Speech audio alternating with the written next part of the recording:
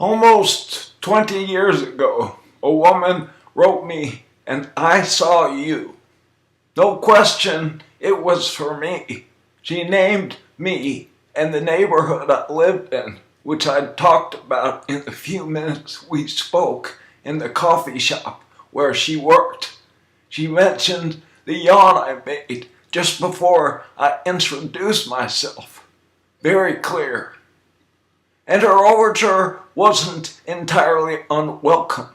The real problem, I guess, was that the girl I had just duped into letting me into her life was the first one to see the ad. She shrieked.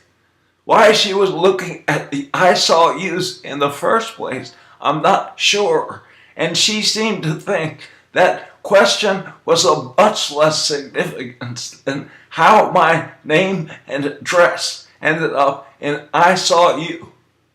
In all the years I've been trying to understand women, I've never grown comfortable with the fact that for a woman, looking at the I Saw Yous is as right as rain, whereas for a man, it's a sure sign of desperation and a depraved mind.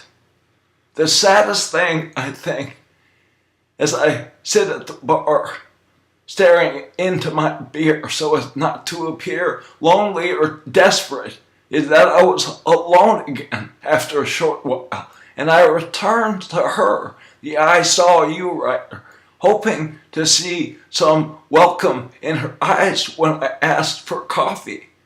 The saddest thing, I think, will always be dashed hopes.